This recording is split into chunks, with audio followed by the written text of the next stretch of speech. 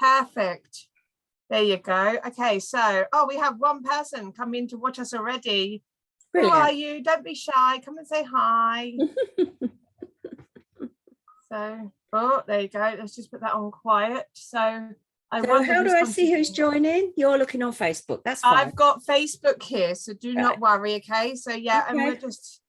I tell you, I mean, I don't know about you, okay, but this morning, okay, just so we can just, wait for a few more people to come join us. We've got 2 people now. Hi. Hello. This morning, I cranked up my heating. I don't know about you. I know. So cold. I know, it is getting that way, isn't it? What is going on? Oh, thermostat's going up, everything. So, yeah. Have you recovered yet? No, my feet are still aching. Morning, Charlotte. From the show. Yeah. And yeah, it's quite tiring, but never mind. It was good fun. I really enjoyed it. No, it really was. But yeah, I told you I slept for really well for 2 nights. I've never had an 11-hour night before. No. But honestly, okay, if you want a decent night's sleep, go and stand for 3 or 4 days at the show and just do that. Okay, that's going to take it out of you. So yeah. So we got Charlotte's joined us live actually, and there are 2 other people actually, but I can't see who they are. So please feel free to come and say who you are. Come and say hi. We don't bite. And we want to know if we've got people that know us or people that don't know us. Okay, so pop that in the chat and let us know who you are. We've got 5 people now. You see, it's good that we waited a few extra minutes. Okay, there are more people coming. I'll start talking about the show. I think nobody wants to miss anything. That's what it is. Come on then. So hi everyone. I don't know who's on. Paula's looking at all that, so I'm just on Zoom. I'm Carol. You might have met me at the show. I just wanted to come on and talk a bit about the show, the Knitting and Stitching show at Alexandra Palace, because it was quite different this year. Well, in fact, obviously last year we didn't even have one, but some of you who've been before may be used to it being quite a lot busier than it was. They spread out the aisles an awful lot, and I'm interested to find out what people think about that, because I haven't exhibited before, but I've been as an attendee, and I can remember being completely put off by the ramming of people down the aisles. So I actually quite liked it this year, but I'll be interested to find out what people thought as an attendee, because it might have seemed a bit sparse to you guys. So anything, let us know what you felt about that. I also know that some people were a bit disappointed that there weren't that many of the bigger stands there this year, which I can understand that, but I also feel it helped some of the smaller people. We had people opposite us, didn't we, Paula, who were selling handmade beautifully dyed yarns, and they were really busy. So for them, I think it was quite a good thing. And I know one of the guys on the embroidery stand said it was the best year he's ever had there. So that's quite an interesting thing. So yeah, so the show, I enjoyed it, loved it, absolutely bushed at the end, but it was really, really good fun. And if you came to our stall, if you came to see us, thank you so much. We had some great chats with people. It's lovely to talk to people again. No, it was. Helen's actually joined us. I can see Helen's live with us. Charlotte did say that she enjoyed the space on Thursday, and she was wondering actually, did it get busier over the week? It did a bit, but not to anything like we remember in the old days. So the weekend was actually quite nice, for compared to the previous years. It really was very comfortable. So no, it didn't get too busy, because they were well, you guys will know more than me, but I know they were staggering the entrance times, which helped as well. So no, but it was really lovely. It did seem that there was a constant flow of people throughout the day. I mean, it wasn't like everybody running in at 9:30, 10 o'clock in the morning and then it petering off. I mean, it literally was constant, and I think that was due to the fact that they staggered people coming in. So it's all, but you see, even for me, I've done other shows, but not the Knitting and Stitching show before. But for me, even it seemed quite quite sparse, actually. You know, that word kind of hit the nail right on the head there. So it did seem like it was really like there was seem a bit like that. Yeah, I wondered why they put this event in such a huge place. That was kind of how it felt. Yeah. But honestly, if you'd have seen it in the before, it was just the complete opposite. So yeah, interesting. That is interesting. So yeah, Charlotte said that she stopped going at the weekends before because it was just too busy. I mean, Saturday morning was fairly busy. I was there up until lunchtime on Saturday. Yeah. So no, it was good. You know, it was just about right for me personally as a stall holder. But I think if I'd have been as an attendee, I'd have thought, oh, where is everyone? Yeah. But there we go. Yeah, and actually Charlotte's right. I mean, she put on there, it gives you gives the vendors more, you know, you can have better chats with everybody. Oh, absolutely. You know, so we've got Sarah, she's come to join us live as well this morning. So this is really lovely. Look, we're getting lots of people now. They're all coming. Excellent. Oops, I lost Facebook. No, I've got it. Okay. I've got everything going on. It's just every time I open it back up again, I'm getting the replay back, you know, for 30 seconds ago. Oh, okay, that's a bit weird.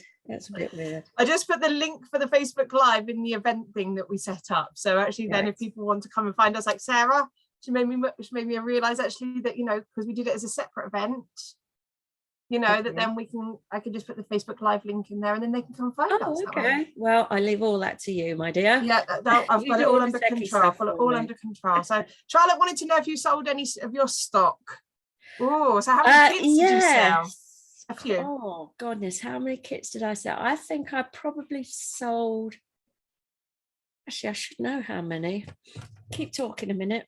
And I will. Okay, I'm going to keep talking. Do you know what? Actually, so I'm going to share actually a little story with you. I mean, I'm sure that it's going to come up later anyway. But Carol sent me a picture of this lovely little boy. Oh, okay. I'm in love with him. He's so and sweet. The picture she showed me, he took a kit, and I was really impressed by watching Carol doing her mosaic crochet demo to these, you know, these people coming past. And this young boy took a kit, actually took it home, made it straight away, and then sent Carol a picture. Actually, well, I think his mum kind of facilitated, but you know, the picture, he'd made it, and you know, that this was really lovely in terms of the fact that, you know, that he'd managed to do this bag, you know, and it wasn't. He made it the next day. Yeah, like straight away. And, yeah, it was amazing. So. Stanley's he does a lot of crocheting for charity in memory of his nan, and he's got a website and he sells stuff, and honestly it's so inspiring. It's really lovely. Anyway, yeah, I think I sold about 100 kits, which I don't think is too bad for a first go. And we got a couple of people on the tech editing course, which is coming up this week. So yeah, if any of you are interested in joining us on that, that's still open. Paul, I presume you're going to put the link to that. I will put the link in for that. Okay, and then yeah, maybe we can have a chat about that as well. So yeah, that starts on Friday with a sort of a meet and greet on Thursday. So a lot of you ladies, Charlotte will know what it's all about. So tech editing is about checking patterns to the nth degree to make sure everything in them is correct. So things like all the materials are there, the tension is correct, the shade numbers are correct, all those sorts of details. But then also that it's going to make what the picture shows and in the right sizes. So it's a really lovely analytical way of working through a pattern. So I do an intro workshop just to see if people like it, and if they do, they can do a more detailed full course and end up with a certification and go out there and get work as a tech editor, because we are needed. How many of you have looked at a pattern and found errors with it? I'm sure everybody's experienced that in their time, and that's probably because it wasn't tech edited or wasn't checked twice. It's usual for the big companies to have a tech editor, two different tech editors look at something, because you know, we're only human. We will miss things now and again. So it normally goes through the process twice. So it's quite an interesting area. And we got some people who loved chatting about it, didn't they, on the stand? Actually, I mean, we had so many comments. I mean, one lady was just, you know, I'm sure that this, I'm sure she signed up, but she said that she was just really interested in, knowing that she could then look at something and then kind of feel like it wasn't her. Yes. She got halfway down, a pattern and realized there was an error, and she said, oh, I always thought it was me. Yeah. And that and is the thing. Yeah, and it's a real shame because it puts beginners off. Oh, I can't do this. I'm not going to be able to knit or whatever, which I think is a real shame. So, yeah. Okay. Yeah. No, and it was that was such a great comment, actually, that that they would be able to, even on the introductory course, they would be able to kind of pick that up in terms of go and finish that whip, huh? Yeah, that whip. Oh, get you. Oh, you're getting into knitting terminology now. You know what a whip is now. That's it. Yeah, one lady told me she had about 3 whips sitting there waiting, because she just got there was a problem with it. She didn't know how to fix it, or how far does she unravel before then she carries on, she's like, she went, if only I knew. So that was interesting. About that. Very interesting. After this workshop and the next tech editing course, I am really going to knuckle down and get a number of my techniques workshops up online. I haven't had a lot of time for that lately, but I'm going to be doing that. So that's coming. So in particular, the one that I've been asked for the most is professional finishing techniques. So because I used to teach that live. So I'll be getting that up there as well. Brioche, double knitting, Fair Isle, all sorts of different techniques like that. I'm hoping to get sorted by the end of the year, and Paula will be cracking the whip for that, for me to get the courses up there. But also, funnily enough, because this was we talk with mainly knitters, I would say, on the whole, on the show, but a lot of them wanted a learn to crochet course.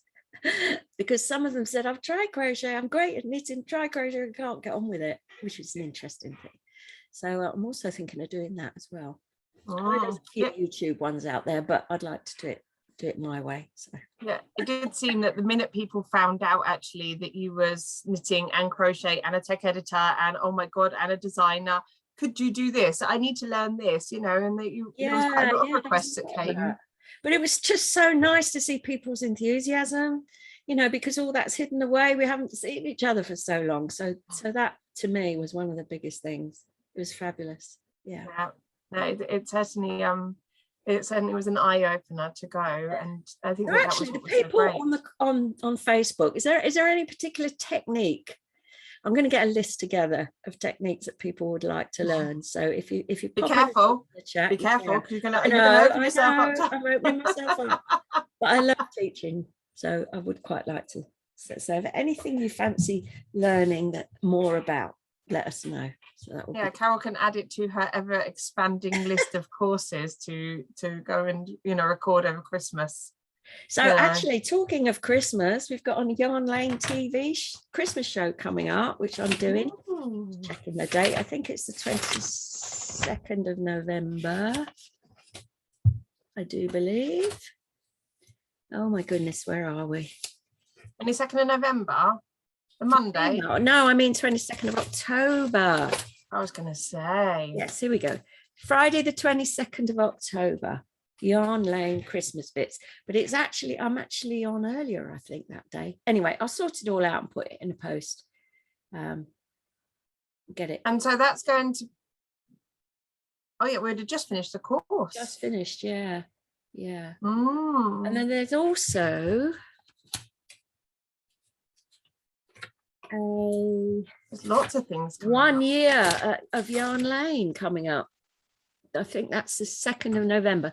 So that's during my tech editing course, but again, that's going to be on early. So yeah. So Yarn Lane coming up as well. Yeah, and TV is something you're quite used to now, isn't it, Carol? Funnily enough, I had a lady email me before the show, and she came to see me at the show from the craft store, which used to be Hochanda, which is another channel for crafters. So I'm in discussion with them as well at the moment about putting some stuff up on there. So it's all go. Yeah. I love it. I'm going to get Martin to lock you in, so you create these courses for these people before you go swanning off on lots of TV demos, next year. So Carol, what else happened at the show? What do you mean? What else happened? Lots of people wanting to kind of collaborate with you as well. Oh goodness, yeah, because we were opposite some lovely yarn dyers. I had a chat with, as you do, you chat with people, but 3 of them have asked if I can collaborate with them and create them some designs for their lovely yarn. So that's another thing in the list. You're sought after lady. They were so lovely though, honestly. I'm sure a lot of you saw those yarns. They're beautiful, absolutely beautiful colours and feels. So yeah, so that's interesting. Don't know how it works yet, but we'll figure it out. Yeah.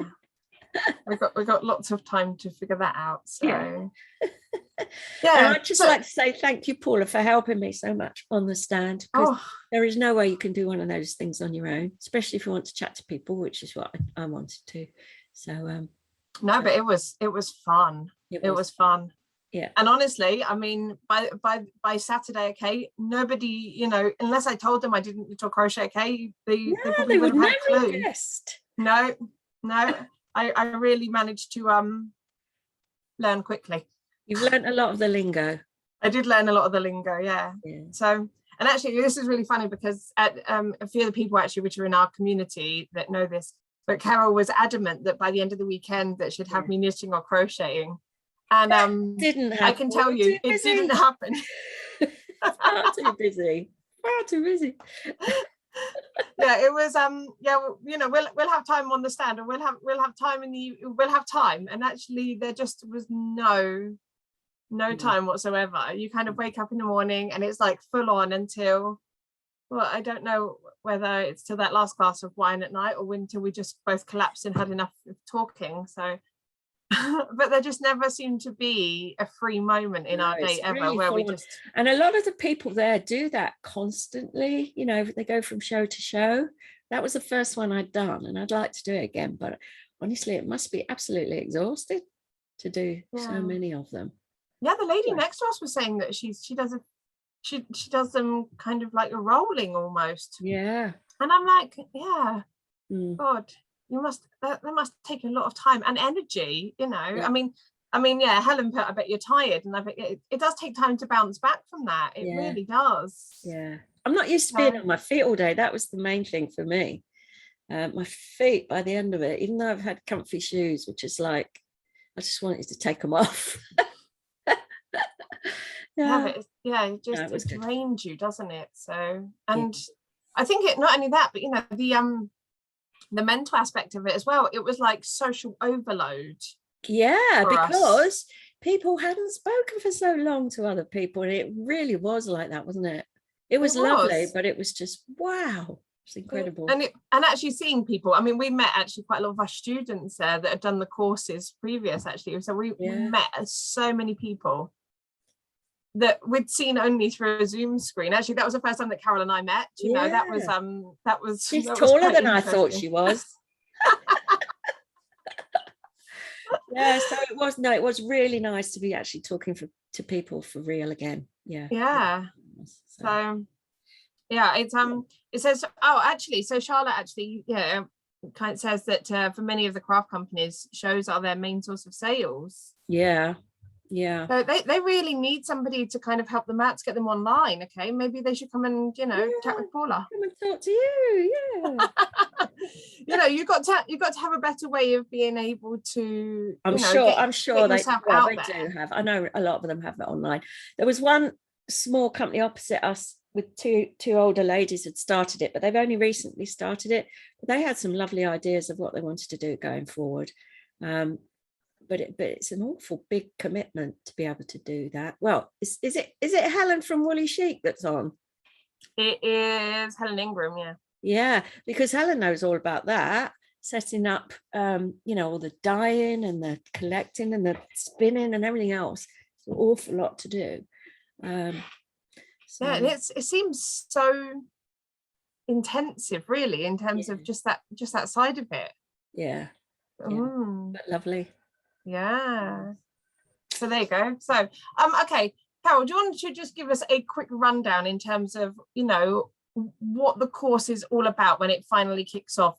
You know, we've got pre-party tomorrow and then on Friday. So what can they learn in those few short days with you?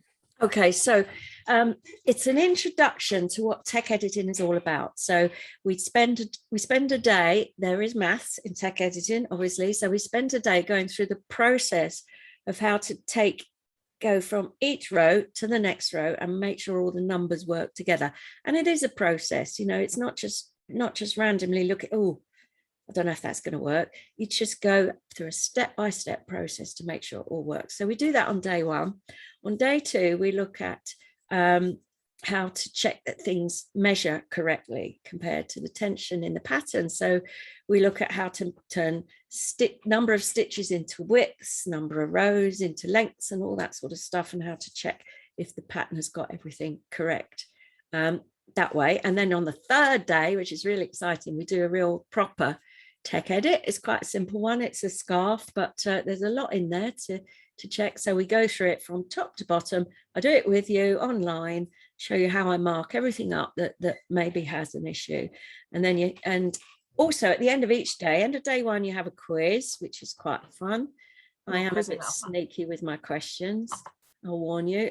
Day two, we have a quiz about measurements and so on. And day three, you have another sample tech edit that you could have a go at if you want to. So they're the three main days. And then we've got a few other days, haven't we, to talk more about what tech editing involves. We've got loads of resources to tell you about. We'll have somebody coming on to talk about being a tech editor, and I'll talk about what my day consists of as a tech editor. And do we have a special guest lined up yet? No, we haven't lined them up yet, but I know who I want, so I'm working on it. Okay, so you're keeping that one, okay. Yeah, so that one's being kept quiet. I did try, guys. I did try to get it out of her, but she's just not going to let go of that. So I think that's it. Actually, is that all the days? Yeah. Then Q&A and. Yeah. Oh, where you go through all your resources. That's it. Yeah, that's I go through the resources and how to, and a lot of how my business grew, which is quite interesting for people when they actually see some figures in terms of, you know, the money that can be earned. Is quite interesting. So I think actually that was something actually which, you know, when people said, you know, but, you know, you do this course, this tech editing course, because a lot of people at the show, actually, they'd never come across tech editing before. So, I mean, just being there and the awareness of it was really great. And I said to people, you know, I said, what about having a job, you know, that kind of fulfills your needs of, you know, your love of knitting or your love of crochet? And they're like, there's no money to be made in this industry. You know, it's just as a hobby. And I said, but it doesn't need to just be a hobby. You can do tech editing to fund your hobby. You know, you can do tech editing instead of a job. You know, there is, and so many people were surprised by that. Yeah. In fact, some of our students that have gone through are doing that, aren't they? They're just using it as to fund their hobby, whereas others want to change careers. So it's a whole gamut of people who come on the course. So yes. So that's this week coming up. Wow. Well, that's amazing. And actually, I'm looking forward to it because, you know, every time there is another course, I learn something else. And now that I've had like 3 intense days with you, I might learn a little bit more now. Yeah. There you go. Yeah. No promises. I'm going to send you some knitting needles and some yarn and then we can do it on Zoom. Yeah, so Carol's introductory course to anything could be by her talking to Paula how to do it, online. Okay, if I can teach you, I reckon I can teach anyone. That might be really true, actually. So yeah. Super. Okay, so we've covered the course. Yeah. We've covered what else have we covered then? Techniques, workshops coming up. They won't be live workshops, they'll be ones that you can do anytime, and I'm aiming to make them quite short ones so that, you know, they're not too expensive or whatever. And just let us know if there's any particular technique you fancy learning. I've covered most of them over the years. Yeah. Cool.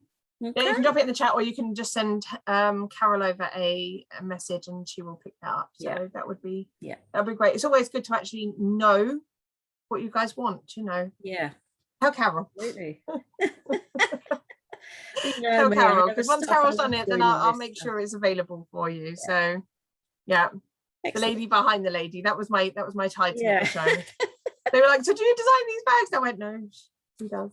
So she does, you know, it's not me. I'm just the lady behind the lady. What's really interesting actually though, showing people mosaic crochet, because I feel like it's a bit of magic. It makes the color work really easy, and people are like, wow, I love it. So I do love it for that reason, that it's an easy way to create designs that actually look quite complicated, but they're not. It is magic. Yeah. Oh, Cinderella. Oh, that looks like fun. That really does look like fun. Yeah. So yeah. Okay. All right. So I think we're going to let these lovely people go and get on with their lives. Okay.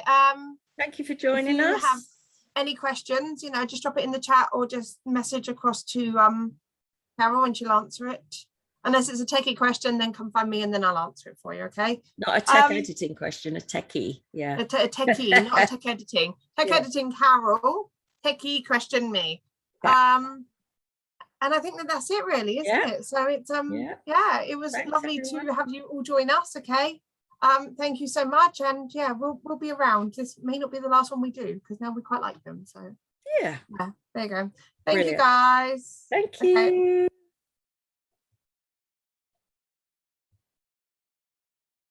Just hit end, Paula. Just hit end, just hit end.